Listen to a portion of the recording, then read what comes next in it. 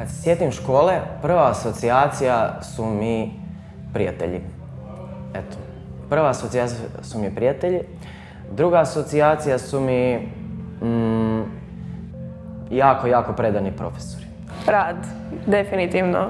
Škola se temelji na radu, ali nije to glavna stvar, ima tu i zabave. Stvarno smo imali priliku razvijati neke svoje interese, nismo bili dio mase. Ja se sjećam recimo, mene jako zanimala dramska umjetnost i uvijek smo imali prilike eksperimentirati i stvarati neke svoje predstave. Putovanja, puno putovanja. Maturalac, definitivno. Put u Sarajevo. Još bolje. Ali ono što je bilo jako dobro je zapravo bio taj naš razredbeni duh ili ti ga prijateljski duh koji je evo još dan danas prisutan. Svi smo se uvijek dobro zabavljali i bili smo tu jedni uz druge, jedni za druge i to je jedno zajedništvo koje smo imali u razredu, mislim da je bilo neprocjenjivo. Nema ono osjećaj zagubljenosti.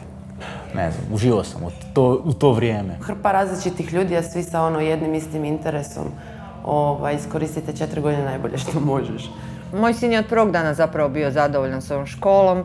Već njegov prvi dan u školi došao je vesel iz nje i rekao je rečenicu: mama, u ovoj su školi svi vedri, veseli i nasmijani. Moram reći da je to jedan od najljepših doživljaja i užitaka koji se mogu doživjeti u ovim pristojnim i starosnim godinama, kad od djece, koju smo naravno 4 godine imali kod sebe i nastojali i trudili se da ih ne učimo samo ono što moraju znati, nego da se nauče misliti i sami zaključivati, vidjeti da smo uspjeli ostvariti ono što nam je bio cilj.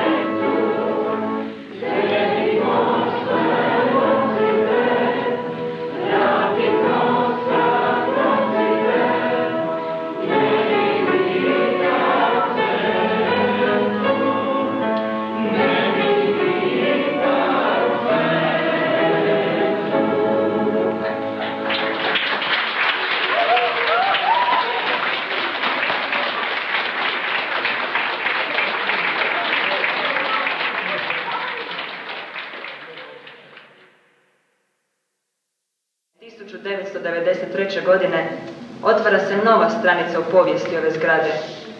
U njoj s radom započinje prva privatna gimnazija u tako trnovit put privatnom školstvu. Zar nije stoga potpuno logičan moto učenika i profesora ove škole: ponosni na povijest, poštujući tradiciju, stvaramo budućnost? Kad se sjetim PPG-a, naravno davno je to bilo, ali moram reći da nekako uvijek se sjetim Gornjeg grada. U to vrijeme PPG bio gore u Gornjogradskoj gimnaziji. Ne znam, nekako taj spoj tradicije i sve neke baštine. Uvijek sam voljela Gornji grad i bila sam jako sretna ići u školu tamo. Tako da znam da više nije škola tamo, ali nekako meni uvijek ostala u sjećanju ta Gornjogradska gimnazija iz grada.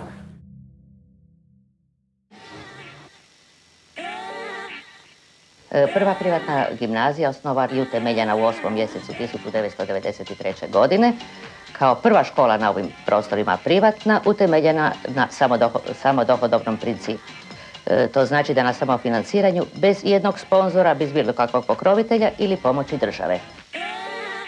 Od 1994. godine do 2008. bili smo smješteni u Gornjogradskoj gimnaziji, na što smo posebno ponosni jer je to najstarija škola u ovom dijelu Europe. 2008. godine preselili smo se u Hebrangovu ulicu, u puno veći prostor u kojem smo sami, imamo veći broj učionice i puno bolje uvjete rada. I kao što reče superior Žanić davne 1607. godine pri otvaranju Isusovačke gimnazije u zgradi, hvala vam što ste svojom prisutnošću počastili ove skromne prostore.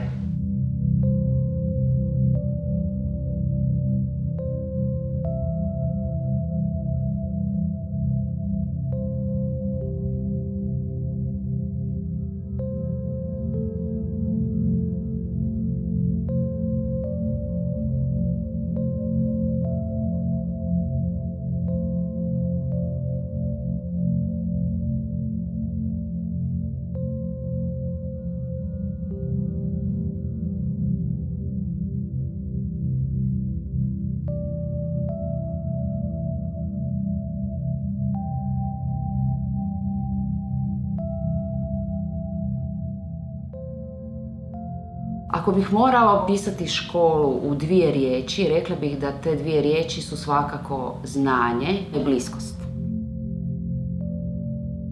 Jako nam je stalo da atmosfera u školi bude ugodna i najveći kompliment je kad nam i učenici kažu da vole ići u školu.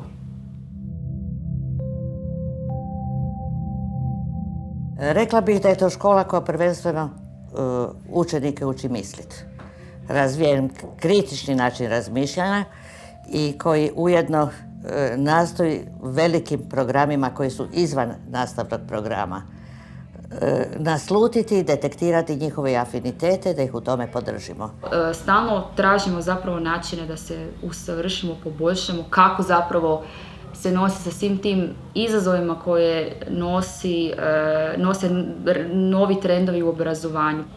Ja bih rekao da je glavna prednost ove škole što ima male razrede. Mali razredi podrazumijevaju da se svakom učeniku možeš posvetiti puno više nego u većem razredu i nekako možeš osluškivati ono što učenici žele ili traže. Nismo bili u situaciji da moramo samo nabufati po knjizi, nego smo mogli malo kritički se izražavati, dobro ne malo nego dosta, i zapravo time smo zapravo učili, a danas je to nešto što jako puno fali.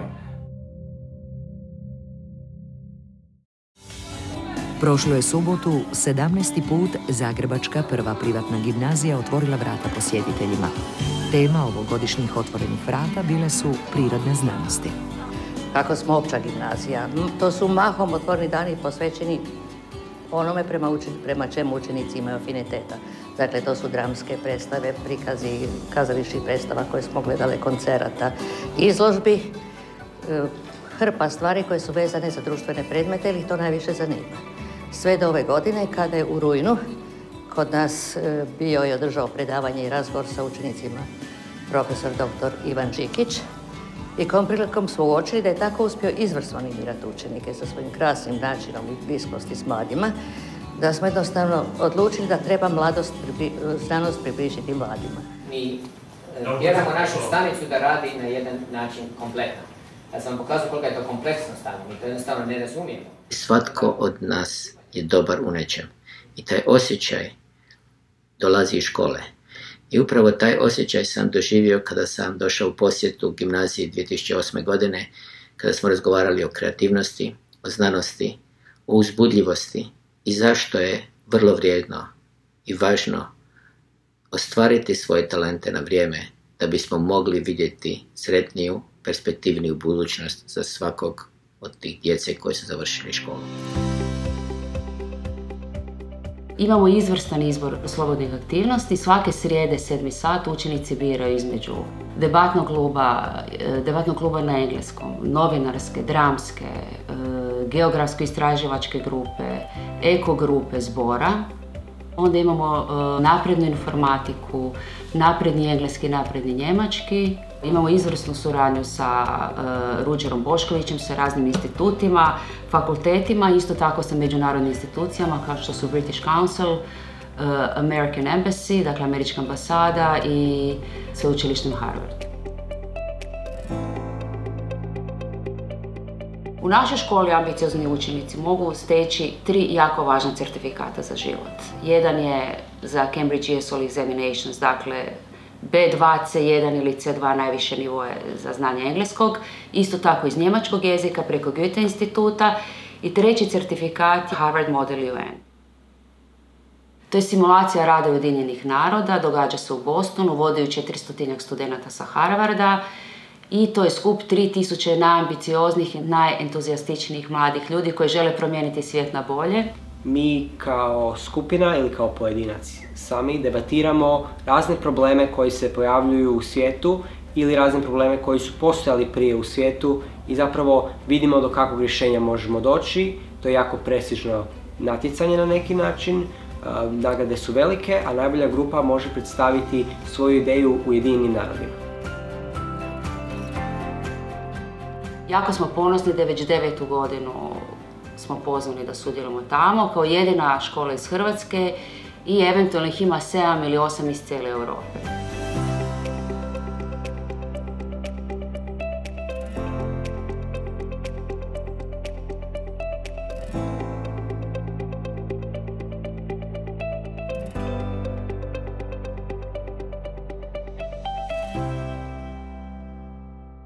U školi nudimo brojne izvannastavne aktivnosti. Ja sam zadužena za napredni njemački, konkretno B1 i B2, te debatni klub.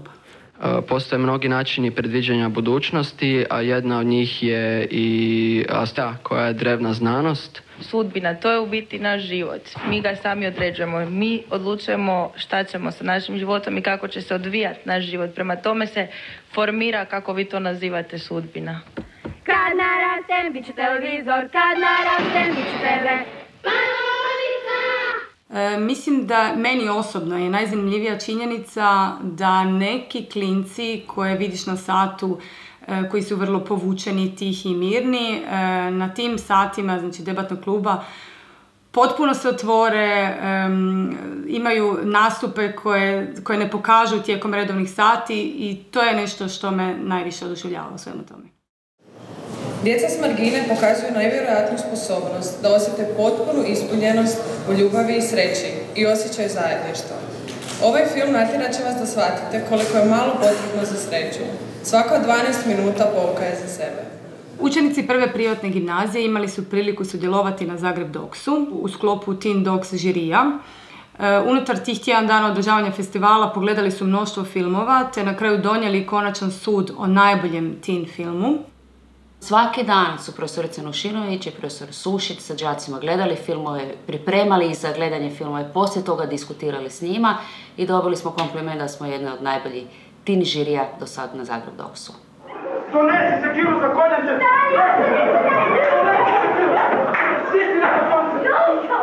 Kaj, kog se vraga berete? Jedna od okosnica prve privatne gimnazije što se tiče izvannastavnih aktivnosti definitivno je dramska družina i izvrstan rad profesorice Renate Kostanjevec, koja je koji put na užas starijih profesora i ravnateljice radila jako otkačene i alternativne predstave.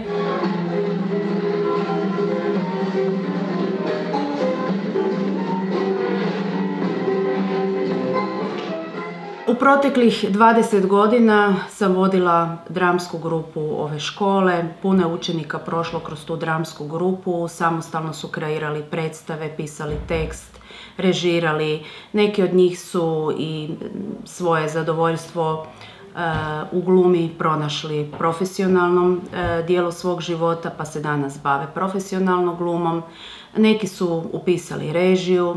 Tako da mislim da je i taj kreativni aspekt njihovog obrazovanja dosta važan.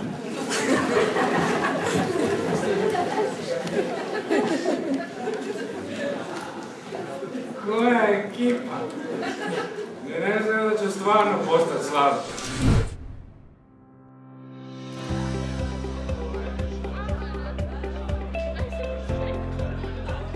Kako se to zove?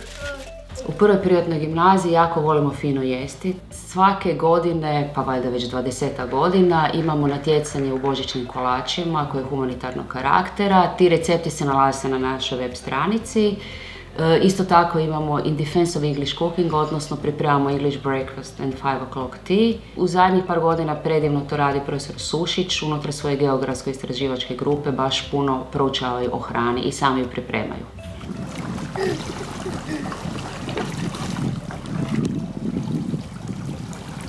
A vi to snimate? Ono što je bitno svakom geografu su putovanja. Tu sam dobio slobodu da imam izbornu grupu koja se zove Geografije hrane. To mi je omogućilo da izaberem 10 do 12 učenika, tako da sam do sada uspio organizirati 3 terenske nastave. Vodio sam ih na Lastovo, na Rab i na Unije. Ono što očekujem i ne tražim od učenika, prvo da uživaju u prirodi, da provode što više vremena u prirodi, da proučavaju lokalno stanovništvo, lokalnu hranu. Dečki, pogled, jel toplo? Učenici se orijentiraju u prirodi. Onda, ne znam, recimo na Lastovu beru šparoge i onda te šparoge naprave večeru od toga. Ili idemo s profesionalnim ribarom i onda nam on ulovi ribu i njegova žena nam odmah to napravi i onda to jedemo. Mislim da učenici to vole i mislim da je dobro napraviti odmak od svakodnevne rutine u školi. O, pazi škrpina!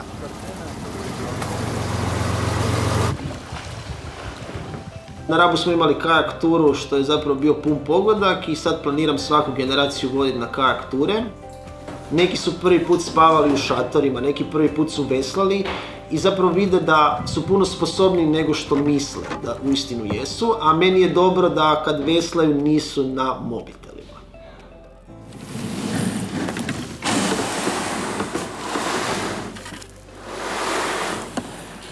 Hvala.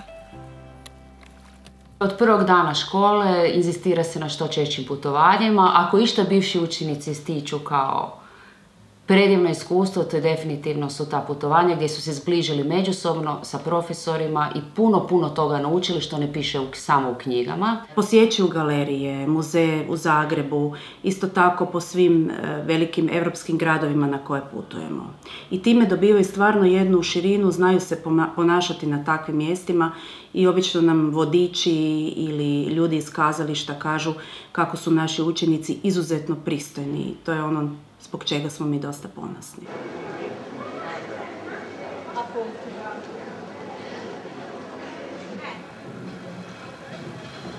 Sva putovanja u ovoj školi su bila vrlo zanimljiva. Prvo putovanje sa školom je bilo u Irsku i to mi je ostalo u jako lijepom sjećanju. I škola nam je dosta pomogla tokom putovanja da se zbližimo i zapravo smo ostali, do dana današnjeg smo ostali u dobrim odnosima sa svima. Stvarno puno smo proputovali i uvijek nam je bilo jako lijepo. Moje najdraže putovanje je bilo zadnje koje je bilo u 10. mjesecu. Putovali smo u Salzburg i u dvorce Bavarske gdje smo vidjeli dvorac koji je inspirirao Disneya. Bilo je stvarno super.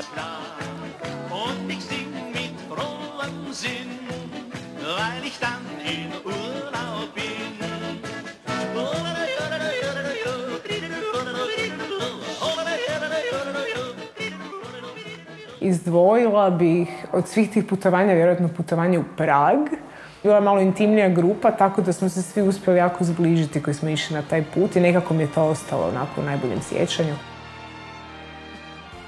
Prvo putovanje gdje smo išli u Češku, gdje smo još baš nakon mjesec dana prvog razreda nismo najbolje znali i to smo se nekako najbolje zbližili. Stvarno smo puno toga prošli i svakom ko voli zapravo putovati bi preporučila ovu školu.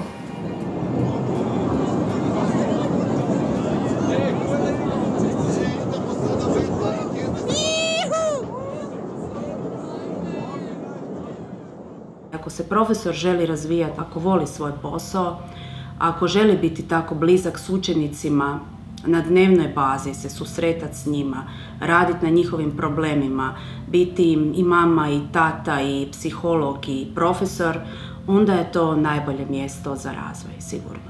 Povjeravamo se jedni drugima, i profesori i učenici puno uče jedni od drugih. Mi tu nikad nismo imali grupice, uvijek smo se svi družili, svi razredi. Profesori su stvarno puno pristupačniji i možemo im se obratiti s bilo kakvim problemima.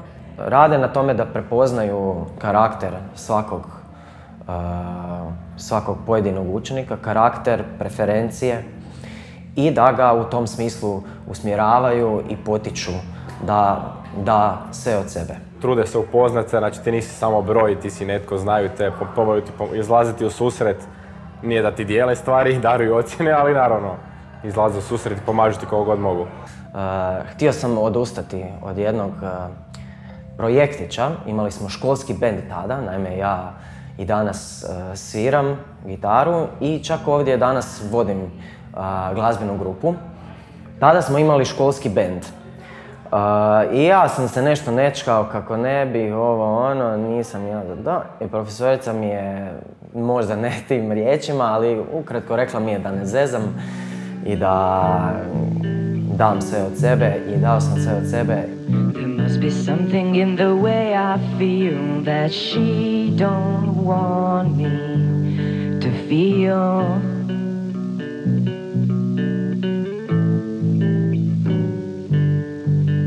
Still she bears a cut me, I don't care. Mislim da prvu privatnu gimnaziju karakterizira obiteljski odnos. Dakle, obiteljski odnos ne samo među učenicima, nego i među profesorima i u odnosu između učenika i profesora. Izrazito pozitivno prijateljsko ozračje gdje je svako dijete uvjereno da može u svakom trenutku dobiti pomoć koja mu treba, a nije isključivo vezano uz nastavu.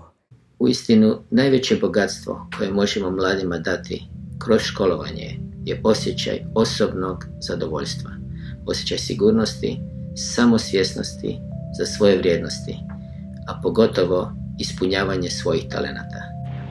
Dragi moje maturantice, dragi moji maturanti, prošle su 3 godine od kad sam prvi put stupila u vaš razred, u kojem je dočekalo mnoštvo zbunjenih očiju. Kao mladom profesoru u tom je trenutku bilo neizmjerno teško jer sam upravo kao i vi i ja sama bila na jednom novom početku. Taj početak znao je ili biti prihvaćena i omogućiti si na taj način ostvarivanje dugogodišnjeg sna koji sam sanjala, a to je da svoj život posvetim jednom tako plemenitom zanimanju. Ili ne biti prihvaćena. Dragi moji učenici, vi ste bili tu, vi ste me podržali i pokazali mi kao malom profesoru da sam izabrala najveću profesiju.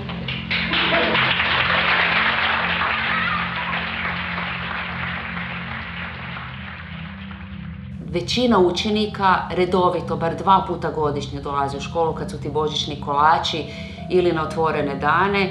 Beskrajno se s njima nasmijem, silno sam ponosna na njih, toliko su pametni, dragi, obrazovani, uspješni i odani školi i evo, sve skupa ima neki poseban smisao kad se s njima vidimo.